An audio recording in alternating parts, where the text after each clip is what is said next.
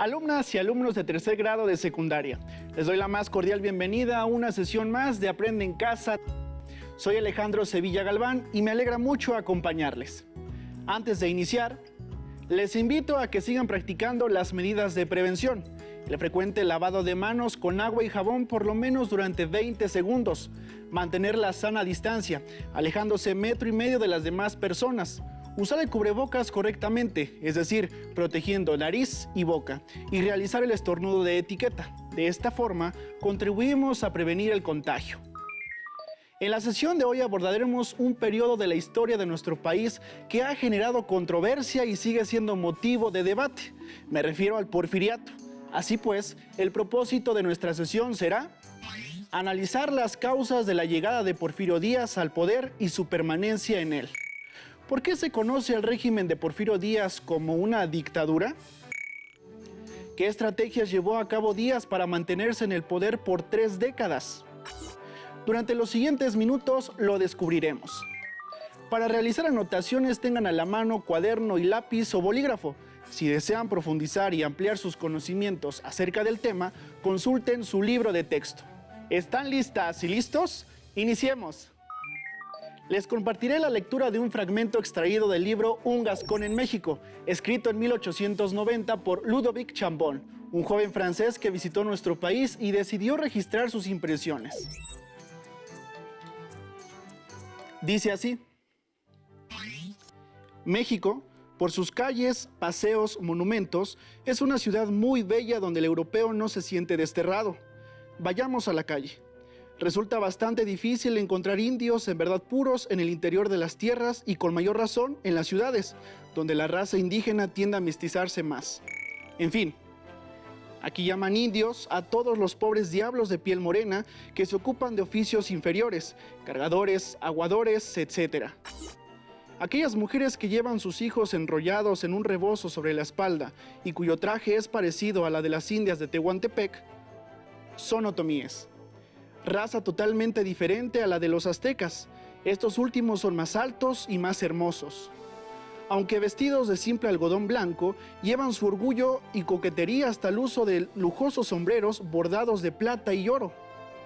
Para pagarse este capricho, vacían su bolsa y la de sus amigos, sin pensar que en unos cuantos días se verán obligados a empeñar sus vellos tocados en el Monte de Piedad.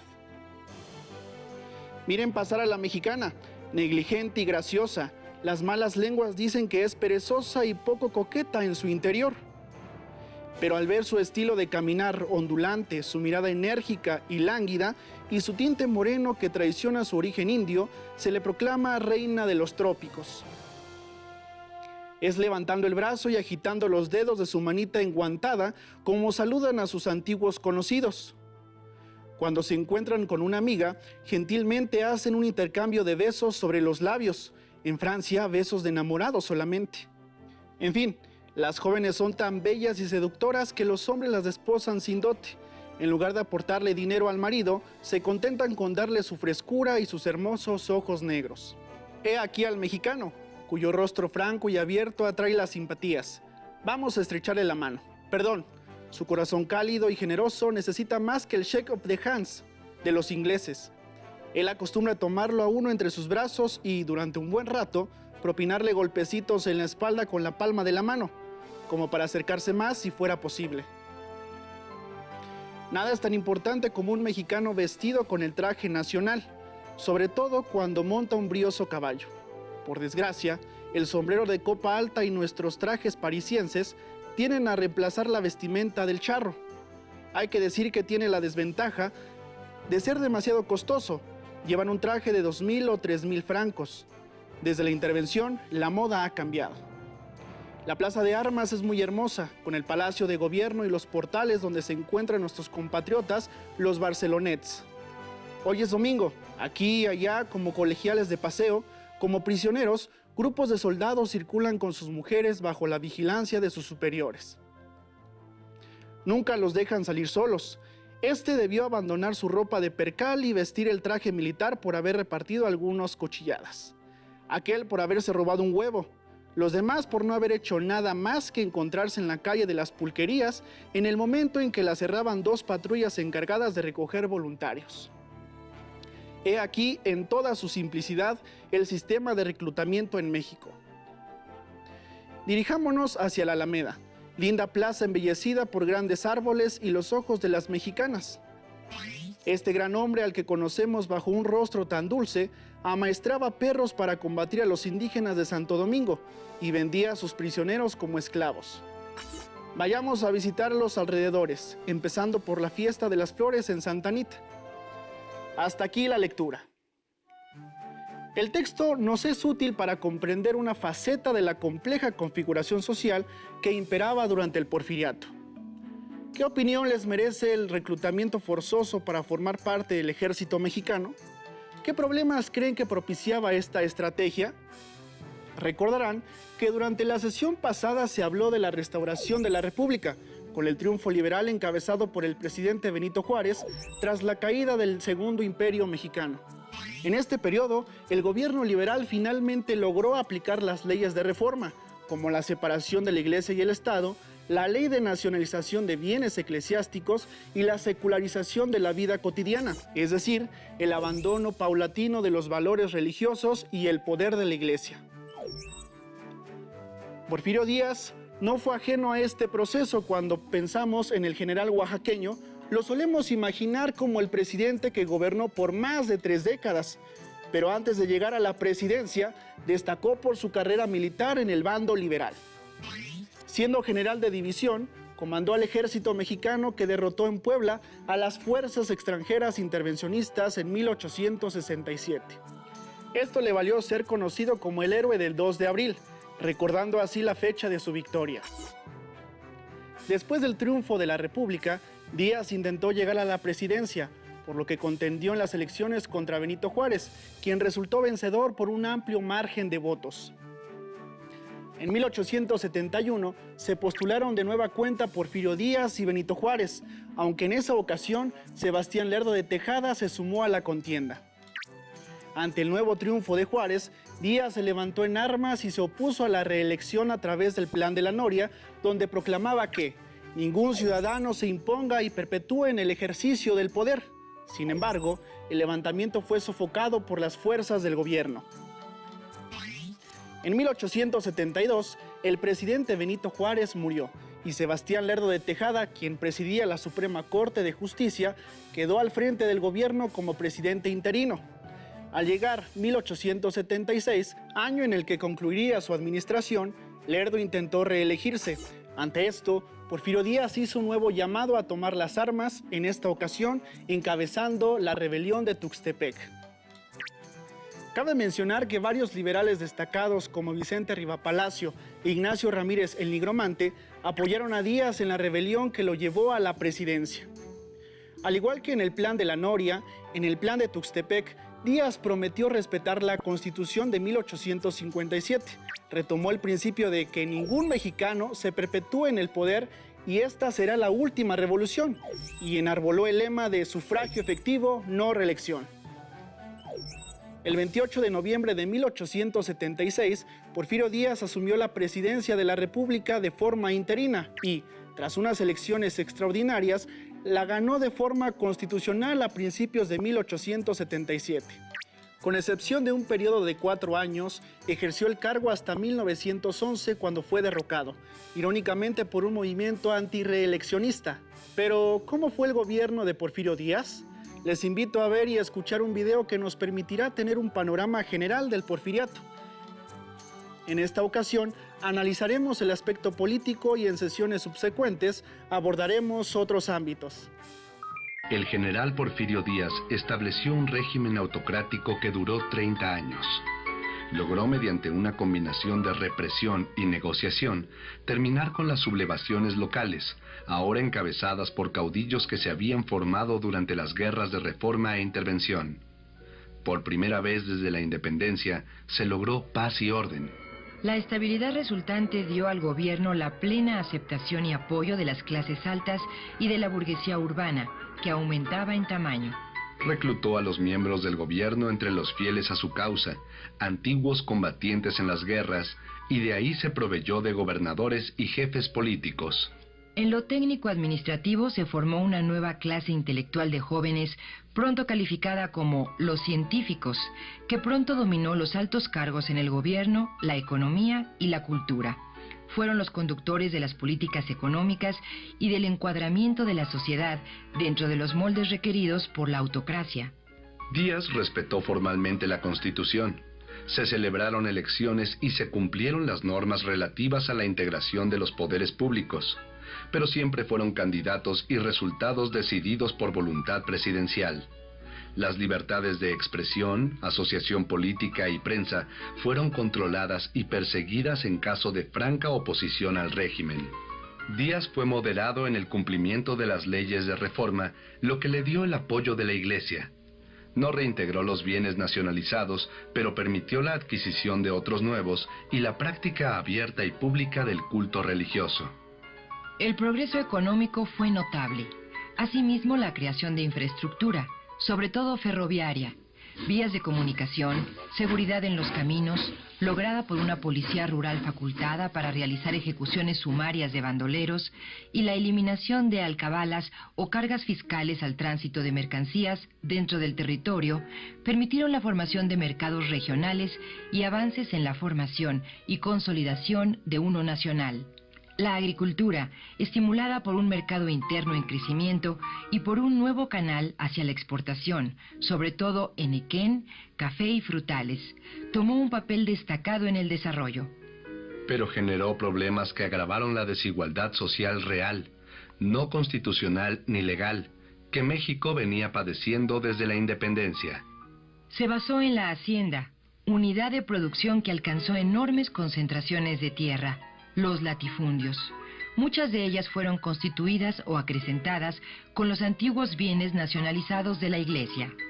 La explotación de los campesinos atados a la tierra por falta de otro medio de vida o por adeudos al patrón, que a la vez era el vendedor de los artículos de primera necesidad mediante las tiendas de raya, vivían y morían sometidos totalmente a su voluntad.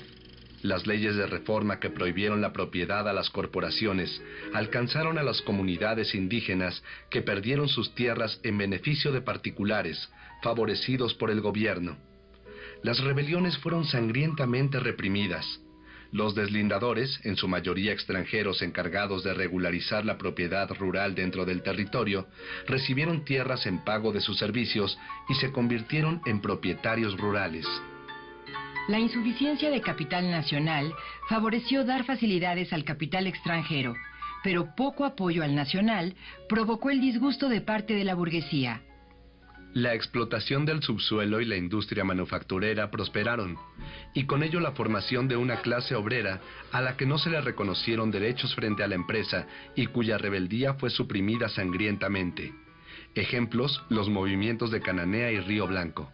Las finanzas nacionales se organizaron finalmente y con ello el equilibrio presupuestal, y más adelante se hizo posible el pago de la deuda. La clase política se mantuvo y envejeció con la dictadura. Dentro del hogar porfiriano se formaron dos corrientes que se activaron en los últimos años de la dictadura, dada la edad avanzada del dictador: los científicos y un grupo de hacendados y burgueses del norte que se alineó alrededor de un aparente delfín, el general Bernardo Reyes, gobernador de Nuevo León y secretario de guerra, brillante reorganizador del ejército, ahora disciplinado y leal. Después de años de crecimiento económico y estabilidad política, hacia principios del siglo XX se produjeron movimientos de oposición provenientes de distintas clases sociales. Entre estos movimientos sobresalen el surgido alrededor de Camilo Arriaga, quien junto con otros potosinos como Juan Saravia, Antonio Díaz Soto y Gama y Rosalío Bustamante fundó el Club Liberal Ponciano Arriaga, y de los hermanos Jesús y Ricardo Flores Magón, editores del periódico Regeneración. El gobierno porfirista los reprimió. Tanto Arriaga como los hermanos Flores Magón se exiliaron en los Estados Unidos. Los Flores Magón publicaron el programa del Partido Liberal de 1906. Entre las reformas constitucionales propuestas por este programa se encontraban la reducción del periodo presidencial a 4 años, la supresión de la reelección para el presidente y los gobernadores de los estados, la supresión de la leva y la creación de una Guardia Nacional, el restablecimiento de la libertad de palabra y prensa, la igualdad laboral de los mexicanos frente a los extranjeros en puestos similares. Asimismo, proponían reformas para incentivar la producción agropecuaria y la pequeña propiedad, para fortalecer el régimen fiscal y la efectividad del juicio de amparo, así como para proteger a los indígenas y fortalecer el régimen municipal. La entrevista entre Porfirio Díaz y el periodista estadounidense James Krillman en 1908, donde el dictador señaló que México estaba listo para la democracia, dio la bienvenida a la formación de partidos de oposición y al agregar que no competiría en las elecciones de 1910, aceleró la organización de grupos políticos para contender en la elección presidencial. Al nuevamente postularse Díaz para la presidencia en 1910 y habiendo elegido para el cargo de vicepresidente a Ramón Corral, procedente del grupo de los científicos, Reyes formó un frente opositor para competir por la vicepresidencia, cargo de la mayor importancia, pues la avanzada edad del autócrata implicaba la posibilidad de ascender a la presidencia vía la vicepresidencia a su inevitable muerte. Díaz, disgustado, designó a Reyes para desempeñar una comisión en Europa. Un dorado destierro. Se formó el movimiento antirreeleccionista de Francisco I. Madero. Algunos reyistas se unieron a él, entre ellos Venustiano Carranza, Luis Cabrera y Francisco Vázquez Gómez. Una dictadura es una forma de gobierno en la que una sola persona o grupo político concentra todo el poder, sin límites ni divisiones, y para conservarlo suele violar las leyes o modificarlas para justificar su permanencia en el gobierno. El régimen de Porfirio Díaz se considera una dictadura porque las instituciones de justicia y el poder legislativo estaban a sus órdenes. Además, impidió que se llevara a cabo las elecciones libres e impuso a los gobernadores de los estados y otras autoridades. Eliminó las libertades políticas, censuró a la prensa y reprimió las protestas sociales. Sin embargo, el gobierno de Porfirio Díaz no fue una dictadura desde el inicio, sino que fue adaptando paulatinamente las condiciones para ello. Modificó la Constitución, ganó la lealtad de los principales líderes y logró diluir los conflictos que existían entre ellos a través de arreglos y negociaciones con los diferentes grupos políticos. En esta cronología se muestran los periodos de gobierno de Porfirio Díaz. El primer periodo inicia en 1877 y concluye en 1880. Después, Manuel González ocupa la presidencia del 1881 a 1884. Posteriormente, Porfirio Díaz regresa al poder en 1885 y se perpetúa en él hasta 1911. Cabe mencionar que la Constitución de 1857 permitía la reelección tras un periodo de alternancia, pero el Congreso modificó la Constitución en 1887 para que Díaz fuera reelecto por un periodo más, y luego en 1890 se volvió a modificar para que pudiera reelegirse de manera permanente. Notarán que todos los periodos fueron de 4 años, menos los últimos 2, que fueron de 6. A finales de 1903, el Círculo Nacional Porfirista envió al Congreso la propuesta para reformar una vez más la Constitución y ampliar el periodo presidencial por 6 años, además de crear la figura de la vicepresidencia.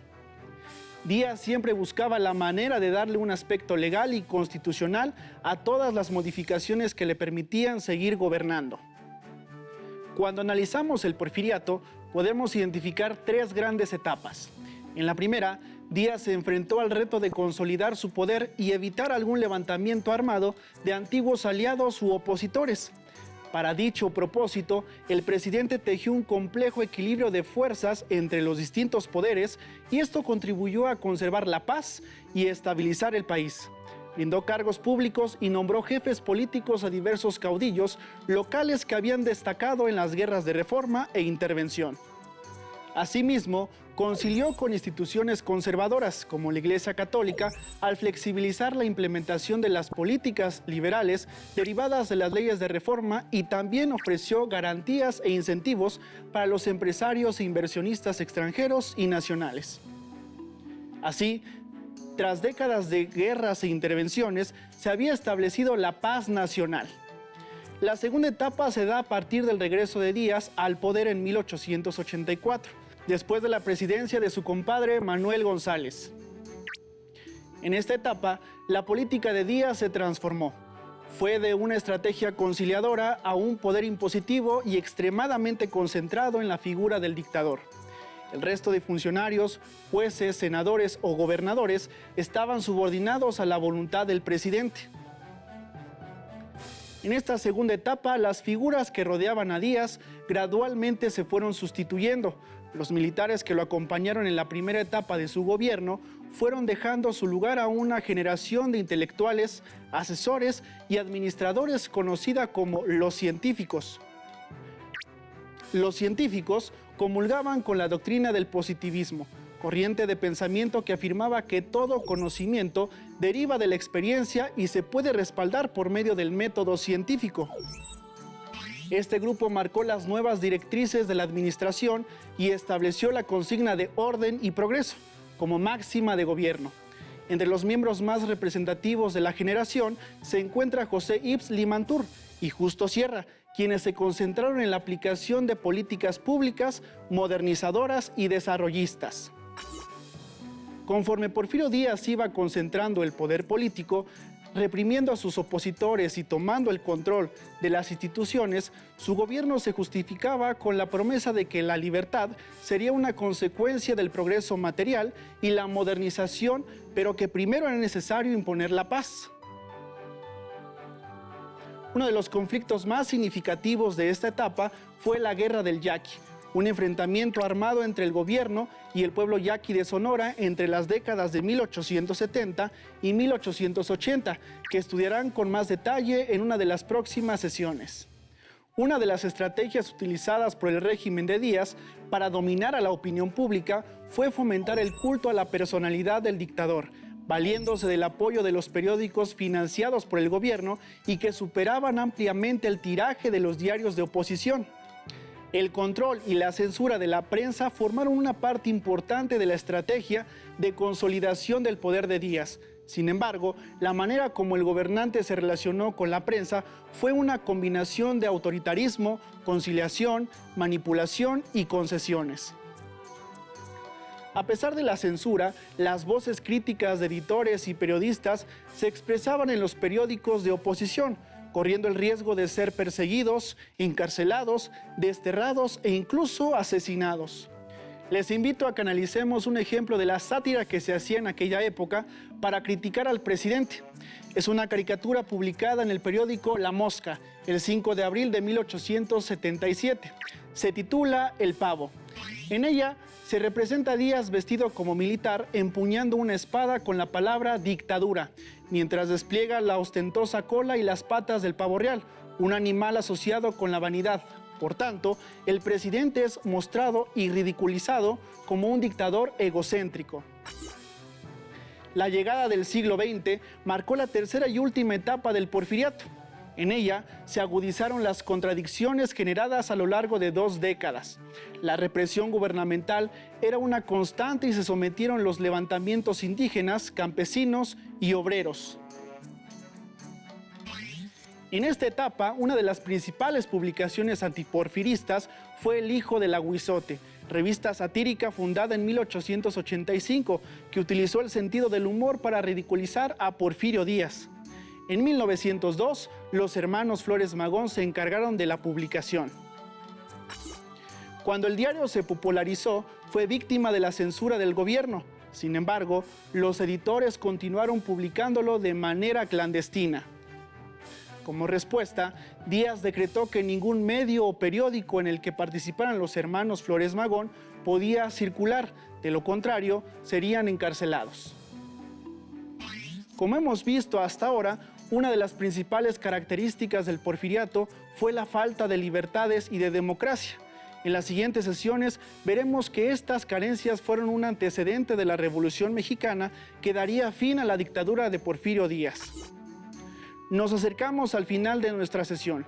Antes de despedirnos, recordemos que si el régimen porfirista logró consolidarse, fue por las alianzas, pactos y relaciones de dependencia entre Porfirio Díaz y los distintos actores políticos, como la Iglesia, el Ejército y los inversionistas nacionales y extranjeros. Entre los cimientos de la dictadura destacaron los mecanismos de control que iban de la conciliación a la represión, A esto se sumaba la censura y la falta de libertades y de democracia, lo que generó un hartazgo generalizado en la mayoría de la sociedad. Para concluir, les tengo un reto. Como vimos, la caricatura política fue un recurso utilizado durante el Porfiriato para criticar al gobierno. Ahora les invito a que hagan una caricatura, ya sea de Porfirio Díaz u otro tema o personaje relacionado con el Porfiriato.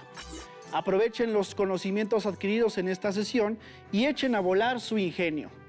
Para superar el reto y ampliar sus conocimientos sobre lo que vimos en estos minutos, pueden consultar el libro de texto de tercer grado de secundaria. Si les es posible, pidan apoyo a sus maestros. Así es como hemos llegado al final de esta sesión, pero descuiden, nos veremos pronto y continuaremos conociendo nuestro pasado. Hasta la próxima. Si tienes dudas o necesitas ayuda, llama al Centro de Apoyo Pedagógico a Distancia.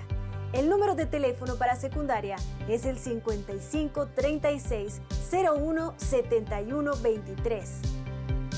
Si requieres consultar los libros de texto en versión digital, recuerda que los puedes encontrar en la página conalitec.cep.gov.mx.